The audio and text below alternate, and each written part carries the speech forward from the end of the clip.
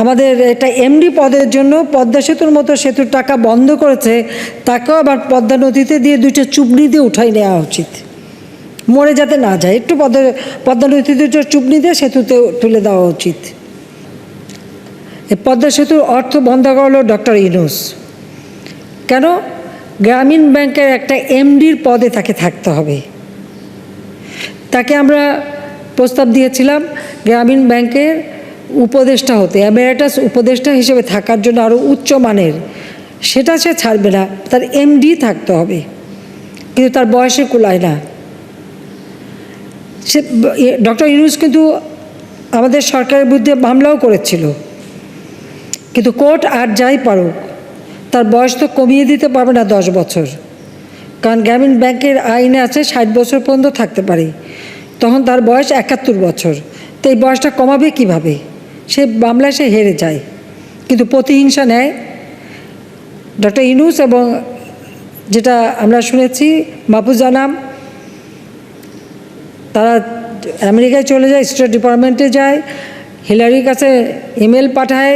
যা হোক, Hillary last একেবারে ওয়ার্ল্ড ব্যাংকের মিস্টার জোলি যিনি প্রেসিডেন্ট ছিলেন, তার শেষ কর্মদিবসে কোনো ভোট হবে না, পদ্মা সেতুর টাকা বন্ধ করে দেয়।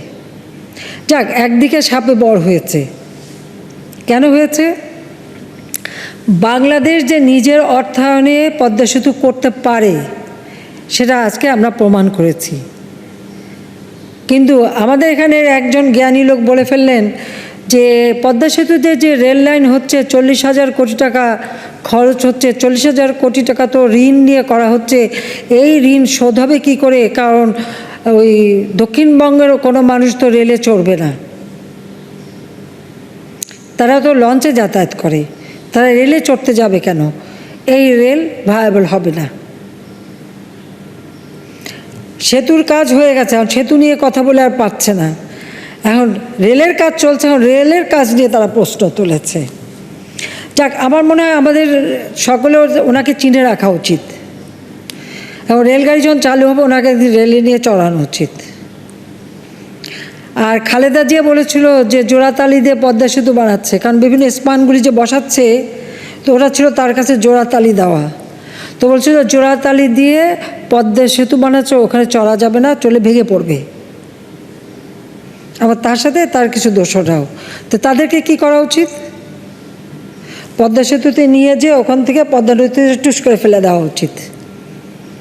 আর যিনি আমাদের এটা এমডি পদের জন্য পদ্মা সেতুর মতো সেতুর টাকা বন্ধ করেছে, তাকেও আবার পদ্মা নদীতে দিয়ে 2টা চুবনি দিয়ে উঠাই নেওয়া উচিত, মরে যাতে না যায়। একটু পদ্মা নদীতে 2টা চুবনি দিয়ে সেতুতে তুলে দেওয়া উচিত।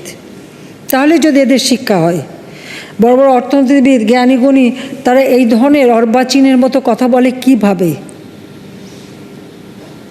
সেটাই আমার প্রশ্ন। এবং মেগা প্রজেক্টগুলি করে নাকি খুব ভুল করছি। তারা এসে বসে থাকে, আর আমার তৈরি করা সব টেলিভিশনে যে কথা বলে বিদ্যুৎ সরবরাহ করি, সেই যে বিদ্যুৎ ব্যবহার করছে। আজকে ডিজিটাল বাংলাদেশ করে দিয়েছি, ইউনিয়ন পর্যায় পর্যন্ত ব্রডব্যান্ড চলে গেছে, স্যাটেলাইট বঙ্গবন্ধু 1 উৎক্ষেপণ করেছি, সেটা নিয়েও তো এত টাকা দিয়ে স্যাটেলাইট করে কি হবে? এই প্রশ্নও কিন্তু তুলেছে তারা। অর্থাৎ বাংলাদেশের জন্য ভালো কিছু করলেই তাদের গায়ে লাগে। কেন?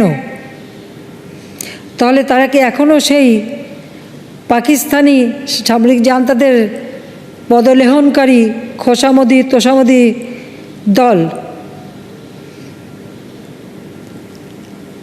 গালিটালি দিই না, দিতে ইচ্ছে দেওয়ার রুচিও নাই, তবে একটু না বলে পারি না যে পাকিস্তানি হানাদার বাহিনী যেভাবে বাংলাদেশের মেয়েদের উপর নির্যাতন করেছে, গণহত্যা চালিয়েছে, অগ্নিসংযোগ করেছে, পোড়ামাটি নীতি নিয়ে বাংলাদেশকে ধ্বংস করতে চেয়েছিল, সেই পাকিস্তানিদের পদলেহনকারী সারমেয়র দল এখনও বাংলাদেশে জীবিত। এটাই হচ্ছে দুঃখজনক।